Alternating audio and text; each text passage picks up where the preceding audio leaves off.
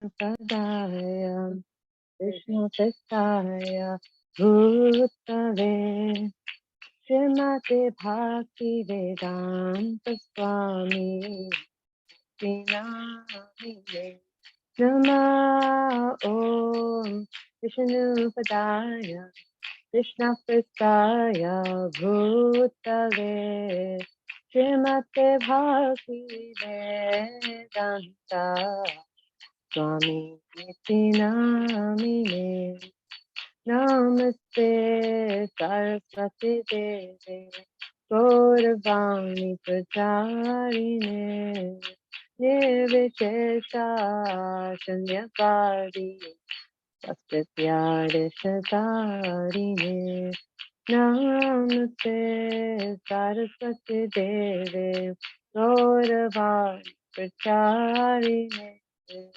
Nirvishesha Shanyapadi Paschatyagasharine Jaya Shri Krishna Chaitanya Prabhu Nityananda Shri Advaita Gadadhara Sivasadi Gaura Bhaktivinoda Jaya Shri Krishna Chaitanya Prabhu Nityananda Shri Advaita Gadadhara Sivasadi Gaura Bhaktivinoda Hare Krishna Krishna Krishna Krishna Hare Hare Hare Rama Hare Rama Rama Rama Hare Hare Hare Krishna Krishna Krishna Krishna Hare Hare Hare Rama Hare Rama Rama Rama Hare Hare Hare Krishna Krishna Krishna Hare Hare Hare Rama Hare Rama Rama Rama Hare Hare Hare Krishna Krishna Krishna Krishna Hare Hare Hare Hare Rama Rama Rama Hare Hare Hare Krishna Krishna Krishna Krishna Hare Hare Hare Rama Rama Rama Hare Hare Hari Bo Hari Bo Hari Bo Nitai Gora Hari Bo Nitai Gora Hari Bo Hari Bo Nitai Gora Hari Bo Jaya Jaya Prabhupada Prabhupada Prabhupada Jaya Prabhupada Jaya Jaya Prabhupada Prabhupada Prabhupada Jaya Jaya Prabhupada Shri Srinivas Gaura Hari Ki Jai Shri Purushottam Das Ki Jai Shri Prabhupada Ki Jai Shri Srinivas Gaura Premanande Hari Hari Bol. Again, thank you all so much for joining us. We're going to continue our discussions on the teachings of Lord Chaitanya.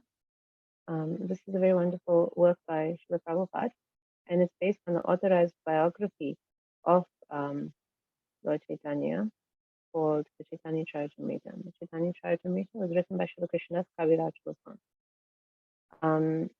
Now we're currently on chapter 22, and today we'll be discussing the second part. This chapter is called Srimad Bhagavatam.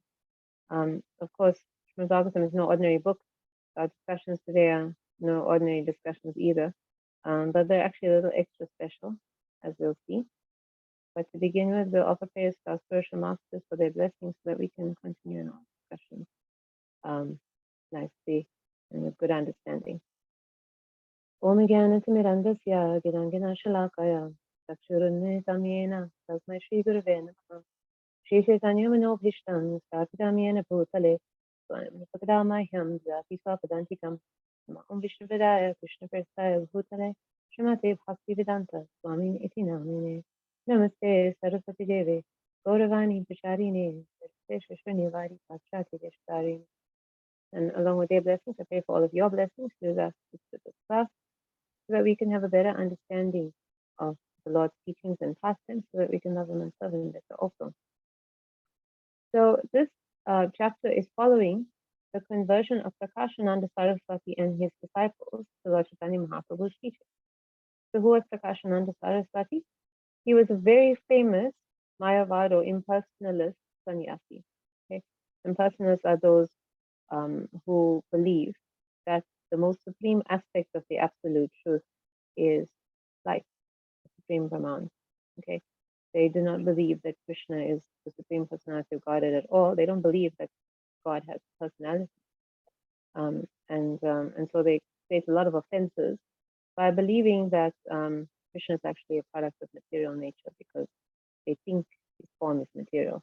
Okay, so Prakashananda Saraswati and his disciples had made a lot of offenses to the Lord because of this philosophy, and also to Lord Chaitanya Mahaprabhu, who is not just the Lord but also a devotee of the Lord. Lord Chaitanya Mahaprabhu had been preaching the holy names in the city of Varanasi at that time of Lord Chaitanya's pastimes, called Benares, and that was the headquarters of Prakashananda Saraswati.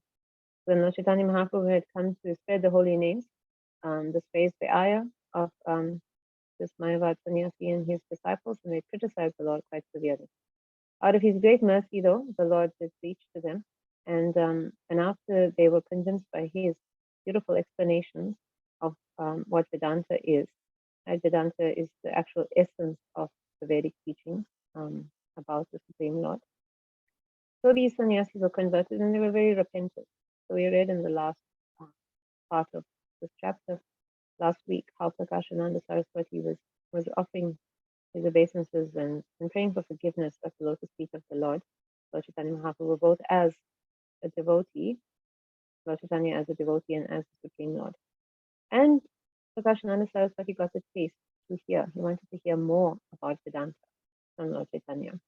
And Lord Chaitanya Mahaprabhu told him that the Srimad Bhagavatam is actually the more about Vedanta that we should all be understanding. Srimad Bhagavatam is a merciful explanation of the Vedanta by Srila Vyasadeva. So we will read about this wonderful work, which is actually Krishna himself, Srimad Bhagavatam, today, and we'll chant our invocation prayer first.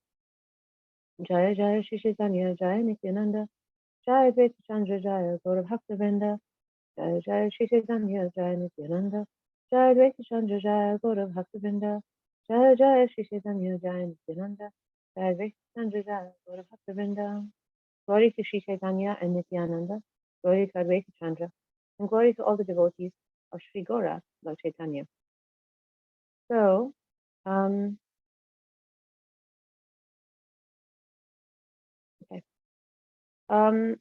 we were saying, anyone who wants to understand the Vedanta should understand Srimad Bhagavatam.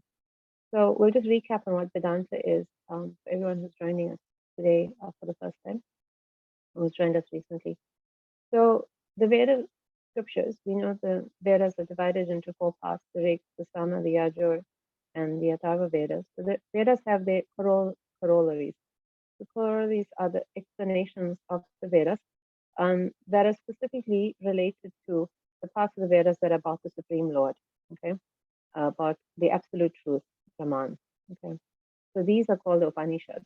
Upanishads are like those parts of the Vedas that solely from their linked to each Veda. There's actually thousands of Upanishads. They only have like a few in existence right now.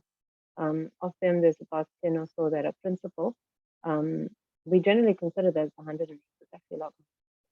So Srila Prabhupada has mercifully translated one of those 10 principal Upanishads, which is called the Isha Upanishad or Isha Upanishad. It's very important that devotees read this beautiful translation by Srila Prabhupada to understand a bit more of how the Upanishads are structured. So since the Vedas contain many hymns, there's a lot of hymns for the demigods, quite a lot interaction. As people sort of use the Vedas more to get material things, right, things from the demigods. So if we take just what is about the Supreme Brahman, actually about Krishna, This is in the Upanishads, and then that essence of the Upanishads, the essence about Krishna, about Brahman, is then in the Vedanta. Srila Vyasadeva wrote the Vedanta based on it. We have Vedas, Upanishads, Vedanta. So, even what is in the Vedas is often stated, in the Vedas and also in the Upanishads is stated as he. And of course, the Mayavadis have taken that to mean the light Brahman and not Krishna Brahman. Krishna is actually known as Para Brahman. He's the source of Brahman. He's actually the great Brahman.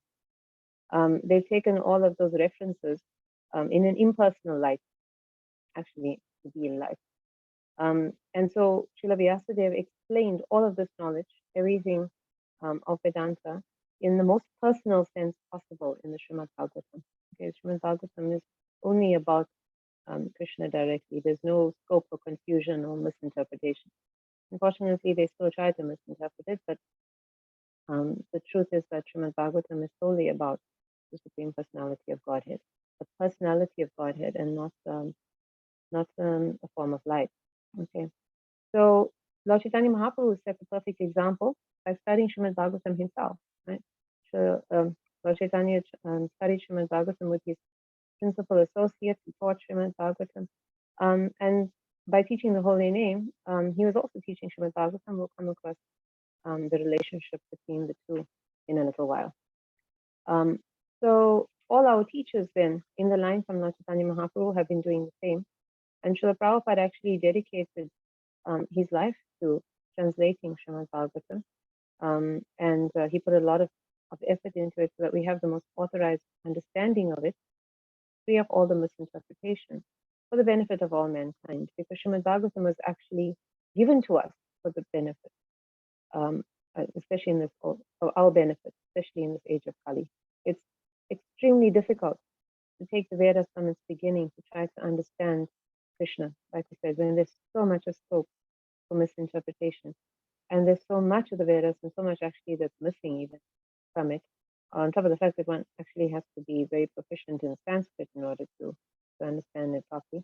And we'll also read about how unfortunate we are in this age. What is the chances that we'll actually be able to benefit from the Vedas like we're supposed to?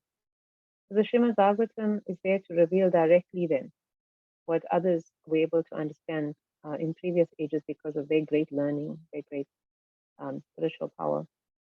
The Srimad Bhagavatam was made for the unfortunate souls of Kali Yuga who don't have that ability and are living in such troubled times, so that we can also achieve the same results that others from previous ages were able to do through the understanding of the Vedas. Okay, so let's read what the Srimad Bhagavatam actually says about itself, right? Itself being Krishna. This is a verse from the first canto, third chapter. Idam Bhagavatam Nama Puranam Brahma Samhitam Uttama Shloka Charitam Chakara Bhagavan Rishihim Nihishreyasaya Lokasya Dhanyam Swasti Ayanam Mahat. And the translation is, this Srimad Bhagavatam is the literary incarnation of God. Okay? It is actually an incarnation. It's not actually it's a he, an incarnation of Krishna. And it is compiled by Srila Vyasadeva, the incarnation of God. Transcendental knowledge that is not of this world, therefore called transcendental, knowledge that can get us out of this world, has to be given by God, right? Because God is out of this world. If we're in a trap, we can't be rescued by anyone else who's in the trap as well. It has to be somebody who is out of it. So certainly Krishna, who is out of illusion, can give us the Srimad Bhagavatam as himself and also as the writer, right? Srila Vyasadeva. In the same way, he gave us Bhagavad Gita, right? He was giving out Bhagavad Gita to the qualified hearers or disciples of his from time immemorial. He explained to the sun god and to many other divine personalities, to Arjuna, and now to all our spiritual masters, to us. Our spiritual masters' mercy actually makes us qualified, even if we're not as qualified as all the previous hearers. So the knowledge must come from Krishna in order to get us out of this material world. So let's read the translation again. This Srimad Bhagavatam is the literary incarnation of God, and it was compiled by Srila Vyasadeva, the incarnation of God. It is meant for the ultimate good of all people, and it is all successful, all blissful, and all perfect. So when people question that, look, Krishna promised in Bhagavad Gita, right, in chapter 4, that whenever and wherever there is a decline in religious practices, whenever the pious need to be delivered, whenever the miscreants need to be destroyed, he'll be there. Look what's happening now in Kali Yuga. So than ever, miscreants are running wild, pious are getting persecuted, and religion is practically non-existent. So why is Krishna not here? Well, he's here in the form that we can actually make the most benefit from, right? Through the Srimad Bhagavatam and through his holy name. They're actually, in a way, we could say more merciful than Krishna because we're, sorry, something caught my throat. We'll read, this a little awkward, sorry. So we'll read a little further on how merciful these holy names are and how merciful the Srimad Bhagavatam is. Krishna made conditions to us, right? At the end of Bhagavad Gita, when he was present, he told Arjuna that he has to surrender. Surrender first, you'll get my mercy. Even more so, he was actually physically present before people. They still couldn't understand him. They still couldn't appreciate him. And yet the quality of the people was actually better than 5,000 years ago. What to speak of 5,000 years ago, even compared to 50 years ago, right? The quality of people today has decreased quite significantly. So we can only imagine what people would do if Krishna was actually present. Actually thought about it once or twice. You know, they'd probably just try to exploit him, ignore him, insult him worse than Duryodhana did. Possibilities are endless. CIA may be after him to study him, all kinds of things, right? So he's appearing in a way that we can actually get his mercy, his holy name, Srimad Bhagavatam, in a way that we won't be creating more offenses towards him, the way Duryodhana and others created so many offenses eventually that they had to be destroyed. We can actually pretty much destroy ourselves without creating more offenses to Krishna as it is, what to speak of if we were exposed to him. So we will therefore understand how we can get the mercy of Srimad Bhagavatam and the holy names to actually realize that they are Krishna. And to do that, we'll understand a little more about their connection, right? What's the connection? So we said that Krishna is his name, right? And the Srimad Bhagavatam is the explanation of Krishna's names. They're the explanation of Krishna. And therefore, as the explanation of the holy names, they are. Srimad Bhagavatam is Krishna. So the next statement of our text today, teachings of Lord Caitanya, says that Pranava or Omkar, that is the holy names, is the divine substance of all the Vedas. So now we're bringing in the Vedas. We know how the holy names are related to the Srimad Bhagavatam. What about the Vedas? A lot of people sometimes think that the Puranas, like Srimad Bhagavatam is one of the Puranas, known as the Bhagavad Puran, they don't consider it actually that important. Okay, they place more emphasis on the Vedas. This is historically because the Vedas were understood and taught by the Brahmanas, so they acquired a certain kind of status. But the Puranas are actually also given by the Supreme Personality of Godhead. And as we just spoke now, the Vedas are a little more difficult to understand. The Puranas are made more simpler to understand, but they're no less sublime. They're not for the less intelligent, as some people think. They're actually for, well, all of us who are very desperate in this age to get to the point of the Vedas. We don't have the time or the understanding that people did in previous ages. So the knowledge there is no less, and this statement proves it. Because the Srimad Bhagavatam is about the holy names of Krishna, the expansion of the knowledge of the holy names of Krishna. And the Vedas is actually based on the holy names of Krishna. Right? So let's take apart this statement a little more.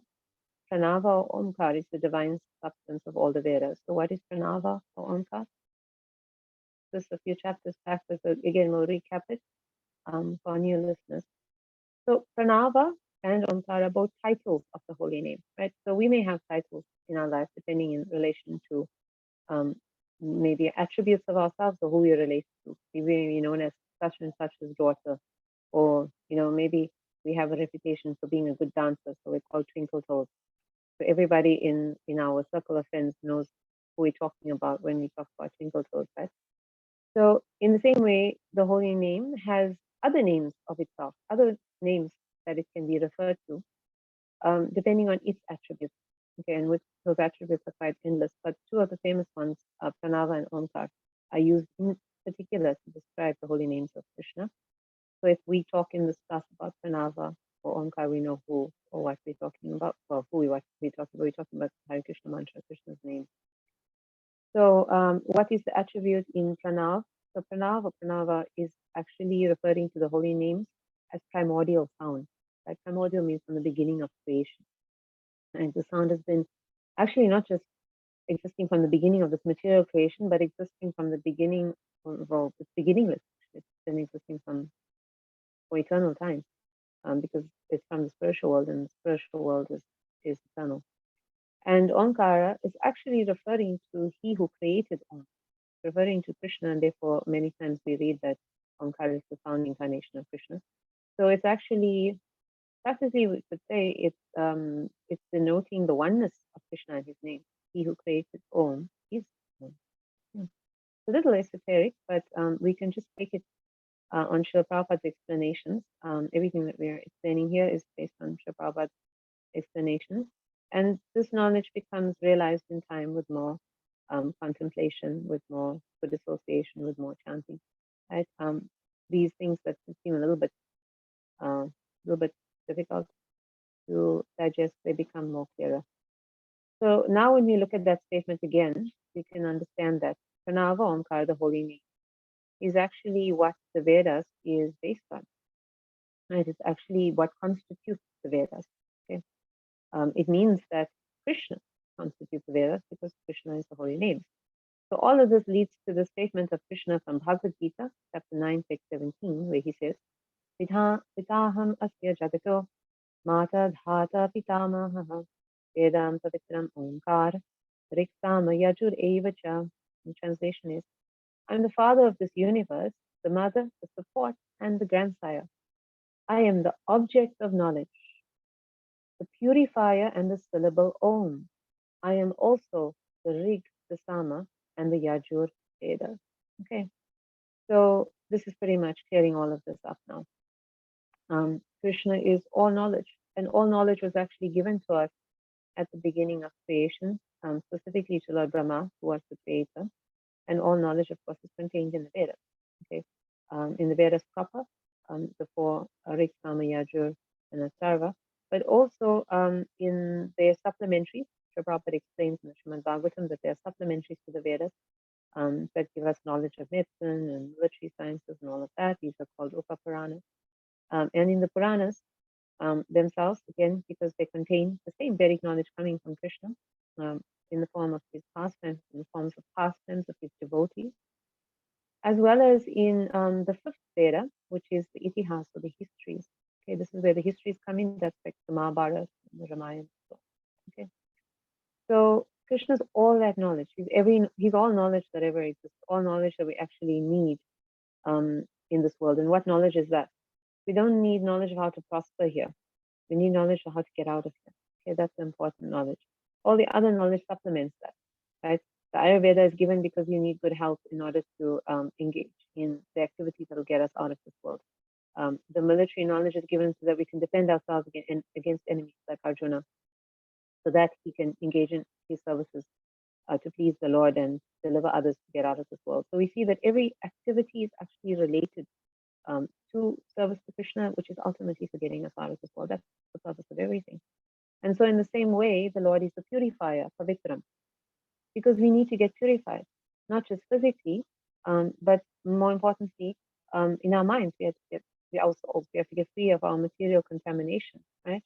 And the ultimate purifier for both the body and the mind is mantra. Okay, and therefore he says next, he is the syllable Om. All recognized mantras start with Om, start with Krishna. Okay? And since all these mantras for purification were originally contained in the Vedas, he is therefore the Rikta Saman Yajur Vedas. And now we understand that these Vedas are actually meant for teaching us that knowledge to get us out of this material world. That's the point. This is how all of this tie up. And this is how he can be our father, our mother, our support, and our grandsire, because he's giving us all of this. He's in all these loving roles, right? Krishna is the ultimate father, the ultimate mother, the ultimate support, the ultimate grandsire, completely loving and wonderful in every respect. It's the best family member that we could ever have in these senior positions to help us get out of this world, to help us get out of all our suffering and our misery.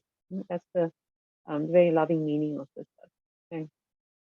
So we use mantras for everything, and unfortunately, that's also been taken in a negative light, and that people use the mantras of the Vedas to get material things. Material things were given, we said, as a byproduct of mantra in order to support our spiritual development. We got material prosperity so that we could use that prosperity to advance spiritually, right, while we were in this world. Not that we can get distracted by that material prosperity and forget the spiritual side and forget that we have to get out of this world, but that's become the problem now. And this is what people think the Vedas is mainly about, just about rituals to help us to enjoy this world better. But if we think about it very carefully, the Vedas being the most advanced body of knowledge that ever existed, why would it be there just to help us enjoy this world a little better? There must be a more elevated, a more advanced purpose than that for such an extraordinary body of literature. This is what it is for. So the mantras we use, for example, in its purificatory aspect, we purify water before we have a bath with it so that the water can actually purify this material. So if we just use it the way it is, it's not actually as powerful as if you charge it with mantra and it purifies you when you're bathing. And we use the same mantras to purify us when we start yagyas, pavan, right? Everybody has probably done one at some point. And the brahmanas also, they purify water to use in the worship of the Lord by chanting Om. So everywhere Krishna is present as Om in order to purify us in so many different ways, materially and spiritually. Okay. So we understand then that Srimad Bhagavatam is in the same light, therefore our ultimate purification in a more merciful form than even the Vedas, because the Srimad Bhagavatam is more direct. Okay?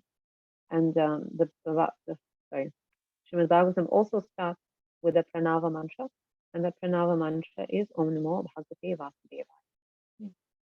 So we can understand from all of this that whenever we speak of Om, we're actually speaking of Krishna himself, and we're speaking of his holy names of the Maha Mantra. And this may surprise us to hear, because that's not what we've been taught conventionally in spirituality or in Hinduism. We've been taught that Om is an impersonal sound that doesn't have any form. Right? Actually, we've been taught that all the Vedas are pointing to an impersonal form of God. And of course, God does have an impersonal feature.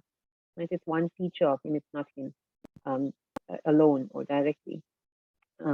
It's a glow around him, right? Sometimes you may have heard people say that we have a nice aura, and some people can see auras, can see the actual energy around us. Well, Krishna has a light, he has an effulgence called Brahman, but that is not all Krishna is. He is beyond that light, he is his form, okay? And then he is his personality. Altogether, his light, his form, and his personality make him Krishna, complete, Supreme Personality of Godhead. If we only try to understand the Brahman or only see the Brahman as supreme, then we miss actually what or who Krishna really is in total, and we miss the opportunity to gain him. Right? If we try to get to Brahman, we don't actually achieve a permanent solution to our problems because we can't stay in Brahman. We certainly can't become one with Brahman. We can't stay in Brahman even. The soul is just not it's not built for that. It's not created for that. So what is the soul created for? We're going to come to that as well. So we need to understand that whenever we refer to Om, we're actually referring to Om as Krishna. And we have another point we need to come to. If Om is Krishna and the Maha Mantra is Krishna, why are we chanting Hare Krishna and not Om? Lots of things we're learning today. Let's read about further. Omkara is further explained in the Gayatri Mantra exactly as it is explained in the Srimad Bhagavatam. So we said that the Maha Mantra, Omkara, is explained in the Bhagavatam, but now we're talking about the Gayatri Mantra also. There's a lot that we're learning today. So we may be familiar with the Gayatri Mantra, so we'll just briefly touch on it, that the Gayatri Mantra is chanted by Brahmanas, okay, who have become qualified by practice, by penance, by training under a qualified spiritual master. And when the Brahmana, when the student has the spiritual master, then they are initiated by mantra. And the mantra that initiates them into being Brahmins is called the Gayatri mantra. Okay. So the Gayatri is an explanation of Om. Okay, it's an explanation of Krishna's holy names. How is that so? So Srila Prabhupada will later explain in the teachings of Lord Chaitanya, this is further on in chapter 31, that when Krishna played his flute at the beginning of time to enlighten Brahma, they remember that Brahma was just born from a lotus. Okay, he's the secondary creator. Primary creator is the expansion of Krishna, named Vishnu. So Lord Vishnu primarily activates all the material elements in creation. And then from those elements, Lord Brahma is empowered by Krishna to create. But remember, he's just born. He's just born from this lotus and he has no clue as to what he's supposed to do or how he's supposed to do it. So in his confusion, he looks around and then he tries to find the source of how he was born, the lotus that he's always seated on. He's not successful. And then he hears the word, tapa, penance, austerity. So he understands that this means he must perform austerity. And he does so for 100 celestial years. And the Lord plays his flute and he enlightens him with his holy name. And the sound that comes from the Lord's flute is Om. Okay, so this is how the Om actually comes into the material world. The Om is always in existence in the spiritual world, but into the material world, the Om comes from the playing of Krishna's flute. So Brahma is enlightened by the sound because in Om is everything. So we had said earlier on that we were going to explain what Om actually means. We explained what the names of Om are, but what does Om actually mean? The letters A, U, and M stand for Krishna, stands for Srimati Radharani, and stands for the living entity. Okay. So what is the relationship between all three? So Krishna is the Supreme Lord. Srimati Radharani and the living entities are energies of the Lord. So the relationship between the Lord and his energies is one of service. The energies render service to the Lord. We've used this example many times that I've got an energy to lift something. That energy serves me. It's meant for my service. Therefore, it exists practically in me, although it is not me exactly. So in the same way, the living entities, Srimati Radharani and all her unlimited expansions are all connected to the Lord, resting on him, as we explained also a few chapters back, and meant for his service, but are not Krishna also at the same time. Okay, this we also explained. So if we engage in the Lord's service, we can develop and we can revel in pure love for him. So it means that Om is our relationship with Krishna, how we develop that relationship through service, and the fruit of that relationship, which is love. And if we're familiar with these three steps, we realize that we've just described Sambandha, Abhideya, and Prayojan. Okay. So again, for those who are joining us for the first time, we'll explain these terms also. That Sambandha refers to us realizing that we are spirit souls and that Krishna is the supreme. We are meant to serve Krishna. And when we actually realize this, we engage in service to him, and the process of service is called Abhideya. And when we perfect that service, we develop pure love for the Lord, which is called Prayojan. And that Prayojan is our ticket out of this material world. Okay? So this is what is contained in Om. It's the actual explanation of everything that exists, Krishna and all his energies, because everything is his energy. We are all his energies. The world is all his energies. He explains that in Bhagavad Gita. Srimati Radharani and all his potencies in the spiritual world are all his energy, all meant to serve him. So how does the material world reach into all of this? Well, we are disconnected right now. We, the spirit souls who are in this material world, are disconnected from our relationship of service to the Lord. And this material world is there to give us a chance to develop that connection again. So since Brahma is creating this world, he has to know what the purpose of it is, right? He needs to know what he's actually doing when he's creating it, not just to show off that he has some nice powers. this material world has been created out of Krishna's energies to give us a chance to be resituated in devotional service and develop that love so we can go back to him. So it's a reformation, it's a gigantic reformation center for all the living entities in this world. So all of that is contained in these three letters Om. What our relationship is, how we have gotten here, what we need to do to get out of here, and the ultimate goal, of course, which is love to Krishna that gets us out of here. Okay, and of course, Srimati Radharani is as devotional service. She is actually devotional service personified. She helps us to do this. Okay. So Lord Brahma must understand all of this, so he knows what his goal in creating this material world is for. Right? The material world is not just here to torture us. It's not here to make us suffer perpetually. Okay.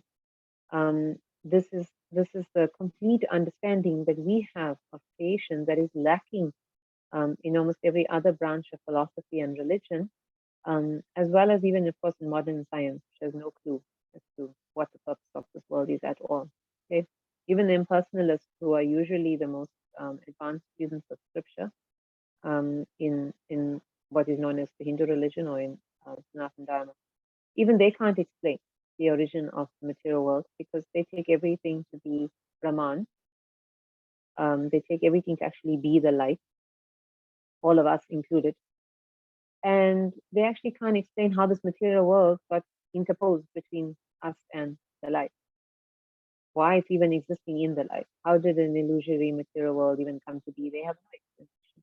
Okay. It actually can't be that this material world is there for just there. This is where they fall short for all of their very, very vast knowledge. They do have extensive knowledge, particularly of Vedanta. Okay. So it can't just be that it's just, something that's kind of existing on its own for no good reason, and we're all just struggling to get out of it just to realize ourselves as light in them. What do we do for all of eternity? They don't really have much of an explanation for that either.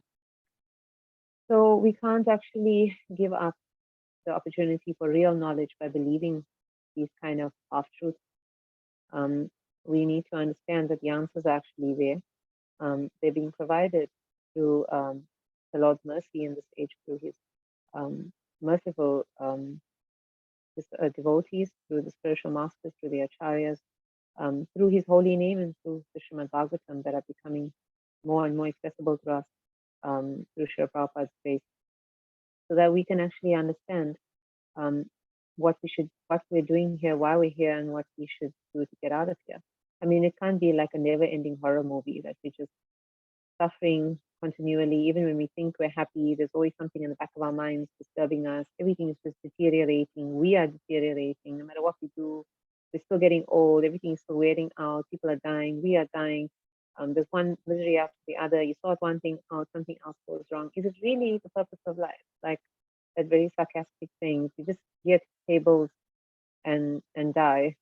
Are we just here to pay off karma and die? Right? It can't be just that. Okay, there must be a higher purpose. Even karma has that purpose. The purpose is to help us reform. Everything is about a progressive march towards elevating our consciousness to where we can be on the level of pure love, so we can join a world of love. Okay, if we want to enter into the ocean, we have to become like the creatures of the ocean, isn't it? We have to have flippers and some source of oxygen on our own, like that. If you want to enter into fire, you get a body of fire, so on. So if you want to enter into the spiritual world, which is made of love, you have to become love. You have to become love through devotional service. This is what ultimately everything is about. Everything is about becoming so elevated in consciousness. And it's not simplistic and it's not sentimental, because to become that loving, to actually become so loving that one can enter into the spiritual world, means that one has reached such a state of transcendence that one is not disturbed by anything in this world. It means that one sees everything and everyone equally.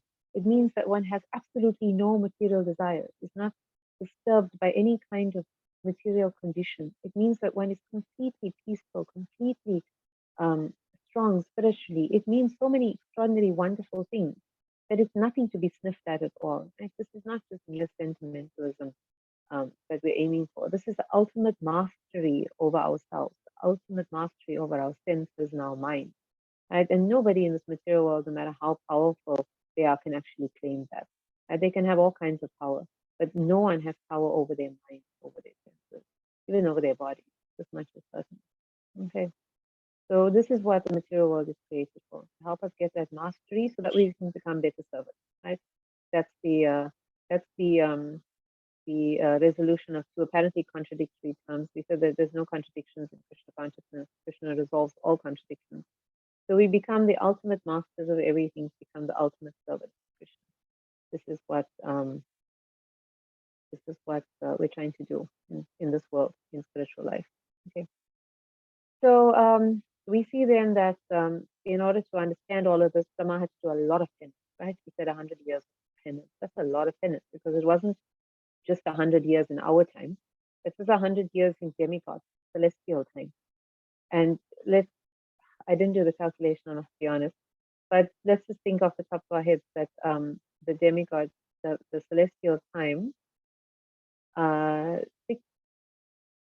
12 hours for them is 6 months for us, so that's their daytime, and 12 hours of their nighttime is another 6 months. So basically, 1 day and 1 night is 1 year for us. Okay, so we can understand then that 100 celestial years is a long time.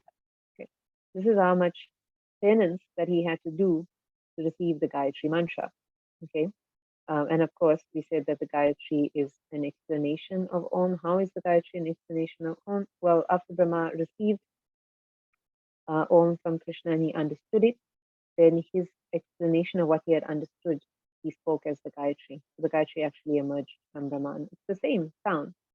It's a sound that is transformed through Brahma and comes out in maybe what sounds different to us, but is actually the continuation of the same sound.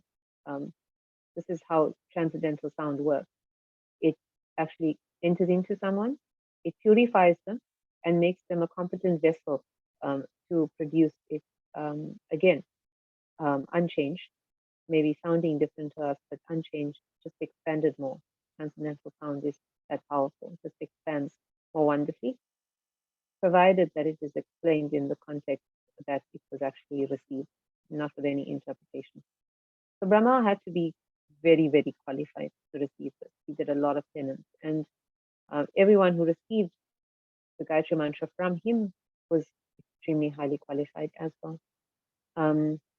They were true Brahmins, and they're qualified to receive the Gayatri mantra. And to be a Brahmin is nothing to be sniffed at also. Krishna explains in Bhagavad Gita, chapter 18, text 42, Shamo damastapaha shocham shantir arjavam evacha jnanam vijnanam astikyam brahma karma svabhavajam. He says peacefulness, self-control, austerity, purity, tolerance, honesty, knowledge, wisdom, and religiousness. Okay? These are the natural qualities by which the Brahmanas work. So real Brahmana, someone is qualified to receive Om, all the related pranava mantras like Om Namo Bhagavate Vasudevaya, Om Tat Sat, all have to be disqualified. Okay? And in Kali Yuga, we're actually the opposite. Okay? What does Srimad Bhagavatam say about us? Prayana Parishah Savya Kalav Asmin Yuge Janaha Manda Manda Matayo Manda Bhagya Hi Upaditaha. O learned one, in this iron age of Kali, men almost always have but short lives. They are quarrelsome, lazy, misguided, unlucky, and above all, disturbed. Practically the opposite of what Brahmanas should be, the opposite of what someone who can receive the Gayatri Mantra and Om and actually get the knowledge from it, as is contained in the Vedas and the Srimad Bhagavatam. So, how are we going to do that? We don't have the time to perform penance, we don't have the ability, right? It's almost impossible, right? But it's not impossible, because we said that Krishna is the ultimate loving relation of us, our only actually loving relation. And he wants to get us out. He designed this whole world to get us out. He's not going to leave us trapped in Kali Yuga. So he has he's incarnated as the most merciful of the Pranava mantras. Right? The most merciful of the Pranava mantras is the Hare Krishna Maha Mantra, because the Hare Krishna Maha Mantra does not require initiation to get the full benefit. Okay? The other mantras require qualification and initiation to get the full benefit. Right? But the Hare Krishna mantra does not require that. if one is actually chanting it purely, right, one is able to get that full benefit without initiation. Obviously, the Maha Mantra with repeated chanting will help one purify. We said that all the mantras are ultimate purifiers, being Krishna himself with the supreme pure. So the Maha Mantra, while we chant it, purifies us so that we can realize Krishna in the Maha Mantra. So it is the process and the goal. This is the mercy of the Lord. And the Srimad Bhagavatam, although it's an explanation of the Gayatri Mantra, okay, so practically it is also supposed to be read by Brahmanas only. The Srimad Bhagavatam has been given to us by that most merciful Lord, Lord Caitanya, who gave us the Maha Mantra. Okay, so Lord Caitanya Mahaprabhu gave us the Maha Mantra, and he also made Srimad Bhagavatam accessible to us, even though it's actually an explanation of the Gayatri. The first verse of Srimad Bhagavatam actually is a Gayatri Mantra. It contains the word Dhimahi, because Gayatri is a meditation on the Lord in order to attain purification. So Lord Chaitanya Mahaprabhu's mercy was to give the most merciful Maha Mantra, to give the most merciful scripture through his mercy, so that anyone can be qualified by both, anyone can be purified by both to get out of this material world. It means that nobody can say that they're too fallen, too disqualified in this age of Kali Yuga. Lord Chaitanya's mercy is making us qualify. Lord Chaitanya's mercy through the disciplic succession, of course, Srila Prabhupada, our dear most founder, who said actually that he created our good fortune. He's creating the qualification in us to actually receive the Maha Mantra and the Srimad Bhagavatam. So I will end here, and we will continue with the next part of this wonderful chapter in next week. So thank you all for your kind attention. Srila Prabhupada ki jai, Shri Srimad Gaura Hari ki jai. Are there any questions or comments or clarifications? Anything that is not certain? Hare Krishna, dear Mataji. Thank you very much for wonderful class. Thank you for the service. Mahamantra before Lord Chaitanya was written somewhere in this Bhagavatam. How came this mantra in the soul of Lord Chaitanya? So the Maha Mantra has actually been mentioned in many scriptures. We quoted the Kali Santarana Upanishad, and that, of course, being an Upanishad, is primordial as well from time, beginning of time, and of course in many other scriptures. So the Maha Mantra has been around as much as all the other Pranava mantras, like Om Tat Sat Nam Bhagavate Vasudeva, have been around. They've all been available, we could say, to the most qualified to chant. The difference is that Lord Chaitanya Mahaprabhu made the Maha Mantra possible for even the most disqualified to chant. That's the difference. That the Maha Mantra has been around since time immemorial. But Lord Chaitanya Mahaprabhu has made this, because he's God himself, right? He gives the way. We probably said this before, but if I have a house, I, being the owner of the house, have the key to that house, right? Somebody else can't give anyone else access to that house if they don't have the key. So Lord Chaitanya Mahaprabhu is the owner of the spiritual world, right? He's Krishna himself. He knows the way to get to his world, and he can choose how that access is made available, isn't it? That's what he's doing in this age. He's giving access to those who never had that access before. If people had, like we said, the holy name was available, but if they had the access, they couldn't actually get the results out of it because they weren't qualified. But in this age, you don't have to be qualified. Lord Chaitanya Mahaprabhu has thrown the gates open. And even if we're still struggling to get through those gates, Prabhupada said that he has the key to the back door. So if we take shelter of his lotus feet and his teachings, and we pray for his mercy to chant purely, we'll definitely find our way to the gates of the spiritual world. Is that okay, Masti? Yes, Mataji, wonderful answer. Thank you very much. Dandava Pranam. Thank you for the blessings. Are there any other questions or comments or any other points to explain?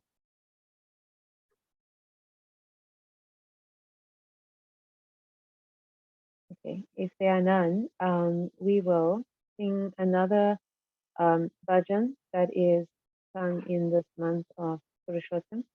We said that this is one of the holiest, actually the holiest month, comes around every 2 to 3 years, and it's our opportunity to improve our spiritual practices, to set a trend for our spiritual life that we can continue in the next few years before the next Purushottam month by trying to make the most of this month. So we'll everybody wants to get. It's like, if there's a sale, everybody wants to make the most of it. But the important thing is that it's a step up. So if we start doing something now to get the mercy of this month, like we do extra hearing, we try to be more attentive with our japa.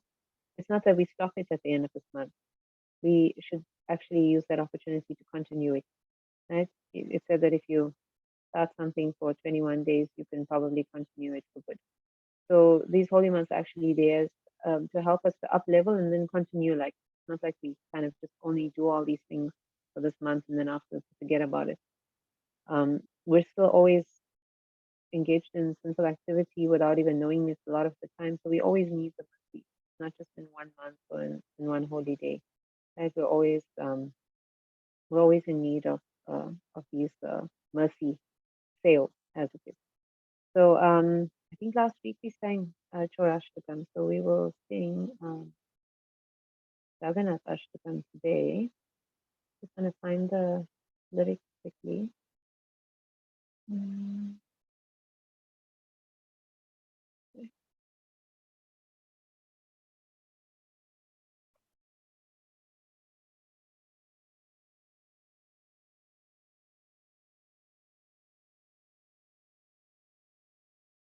Okay.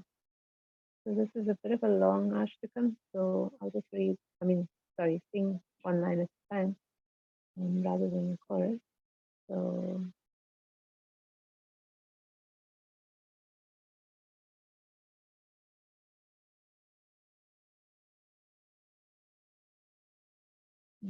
I don't know what's going on. Trying to share the screen.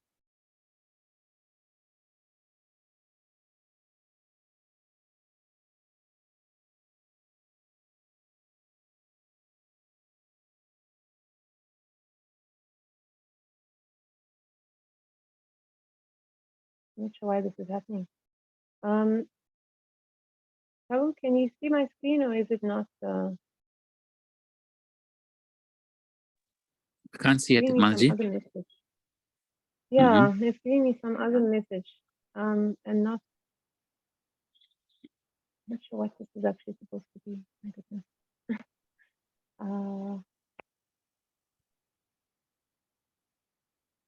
Would you be able to share the lyrics, Prabhu?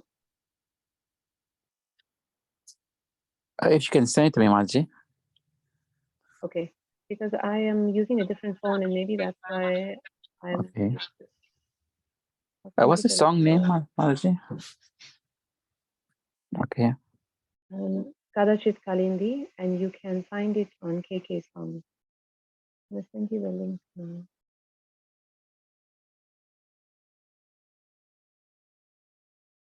You can also search for Jagannath Ashtakam, but I'm sending you the link.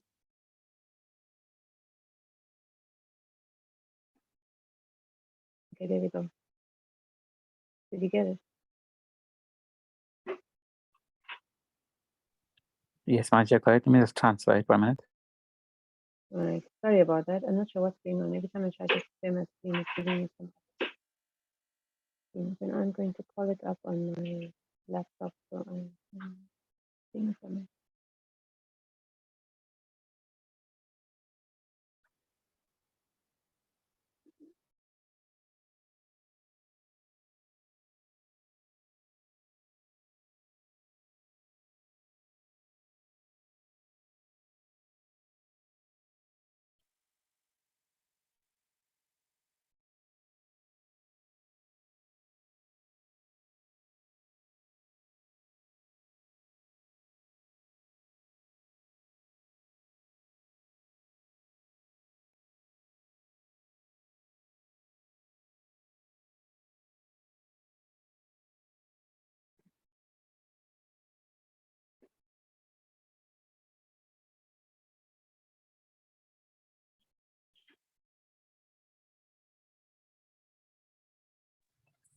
So Imaji, I'm having difficulty sharing screen.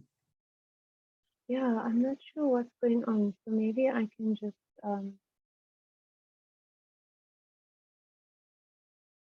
it's weird today. Did you also maybe upgrade your Zoom app, because I think that's what caused all the problems. And Imaji, I haven't done it.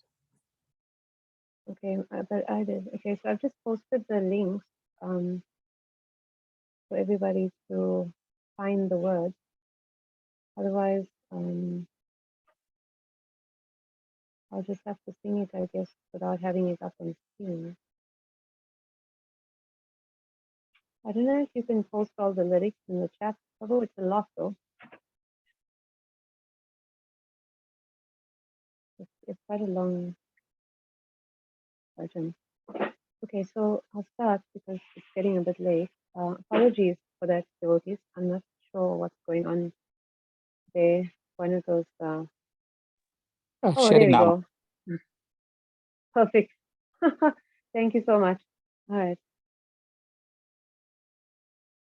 Kadachitkalindita savitina sangita karavo mudabhiri nari vatana samalashadamadupa Ramashambhava mahamarapati ganesha kitapado Jagannath Swami Nayana Pasachami Bhavatu me Bhuje Sabye Vehnam Tirashi Shikiti Chankatate Dukulam Chante Sahasaragataksham Vidadhate Sada Srimad Vrindavan Vasati Leela Parichaya Jagannath Swami Nayana Pasachami Bhavatu me Mahabodhistire Kanakaruchire Nilashikare Vasanta Sadanta Sahasra Bala Bhadrena Balina Subhadra Madhyasta Sakala Sura Seva Vasarado Jagannath Swami Nayana Pasachami Bhavatu me Kripa Paravara Jala Jala Prastheni Ruchiro Ramavani Rama Suradamala Panke Ruhamuta Surendra Radhya Shutikana Shika Gita Charito Jagannath Swami Nayana Pasagami Bhavatu me Rataruda Gacchanta Tilim Tirtha Bhudeva Padalaya Suti Pradurbhavam Pratipadam Upakarnya Sadaya Jaya Sindhu Bandhu Sakala Jagatam Sindhu Sutaya Jagannath Swami Nayana Patagami Bhavatu me Param Brahma Pida Kuvalaya Dalak Pulloyano Vivasini Ladro Mihita Charano Nanta Shirasi Rasanando Radha Surasa Vapura Lingana Suko Jagannath Swami Nayana Patagami Bhavatu me Navayate Rajam Nachakana Kamani Yavibhavam Nayache Hamram Yam Sakala Jana Kamyam Baravadu Sada Kale Kale Pramata Patina Gita Charito Jagannath Swami Nayana Patagami Bhavatu me Haratvam Samsaram Sutataramasaram Surapate Haratvam Papanam Pitatim Aparam Yadavapate Aho dine nate nihita sharano nishitamiram. Jagannath Swami Nayana Patagami Bhavatu. Jagannath Swami Nayana Patagami Bhavatu Me. Jagannath Swami Nayana Patagami Bhavatu Me. Jagannathashtakam Punyam Yahapatet Vaita Shuchi Sarva Papa Vishuddhatma Vishnulokam Satachati. So we will read the translation there. Sometimes in great happiness, Lord Jagannath makes a loud concert with his flute in the groves on the banks of the Yamuna. He is like a bumblebee, tasting the beautiful lotus-like faces of the cowherd temples of Raja, and great personalities such as Lakshmi, Shiva, Brahma, Indra, and Ganesha worship his lotus feet. May that Jagannath Swami be the object of my vision. In his left hand, Lord Jagannath holds flute. On his head he wears peacock feathers, and on his hips he wears fine yellow silken cloth. From the corners of his eyes he bestows sidelong glances upon his loving devotees, and he always reveals himself through his pastimes in his divine abode of Vrindavan. May that Jagannath Swami be the object of my vision. On the shore of the great ocean, within a large palace atop the brilliant golden Nilachala hill, Lord Jagannath resides with his powerful brother Balabhadra and his sister Subhadra, who sits between them. May that Jagannath Swami who bestows the opportunity for devotional service upon all godly souls be the object of my vision. Lord Jagannath is an ocean of mercy and as beautiful as a row of blackish rainbows. He is the storehouse of bliss for Lakshmi and Saraswati, and his face resembles a spotless, full-blown lotus. The best of demigods and sages worship him, and the Upanishads sing his glories. May that Jagannath Swami be the object of my vision. When Lord Jagannath moves along the road on his Rathayatra car, at every step large assemblies of Brahmanas loudly chant prayers and sing songs to his pleasure. Hearing their hymns, Lord Jagannath becomes very favorably disposed toward them. He is the ocean of mercy and the true friend of all the world. May that Jagannath Swami, along with his consort Lakshmi, born from the ocean of nectar, be the object of my vision. Lord Jagannath, whose eyes resemble full-blown lotus petals, is the ornament on Lord Brahma's head. He resides on Nilachala hill with his lotus feet placed on the heads of Anantadev. Overwhelmed by the mellows of love, he joyfully embraces Srimati Radharani's body, which is like a cool pond. May that Jagannath Swami be the object of my vision. I do not pray for a kingdom, nor do I pray for gold, rubies, or wealth. I do not ask for a beautiful wife as desired by all men. I simply pray that Jagannath Swami, whose glorious Lord Shiva always sings, may be the constant object of my vision. O Lord of the demigods, please quickly remove this useless material existence I am undergoing. O Lord of the Yadus, please destroy this vast, shoreless ocean of sin. Alas, this is certain. Lord Jagannath bestows his lotus feet upon those who feel themselves fallen and have no shelter in this world but him. May that Jagannath Swami be the object of my vision. The self-restrained, virtuous soul who recites these 8 verses glorifying Lord Jagannath becomes cleansed of all sins and duly proceeds to Lord Vishnu's fulfillment. Shri Shri Jagannath Baladev Subhadra Maharani ki jai, Shri Jagannath Ashtam ki jai, Shri Purushottam Mas ki jai, Shri Srimad Gaura Hari ki jai, Shri Prabhupada ki jai, Shri Srimad Gaura Hari Hari. So, okay, we can end here.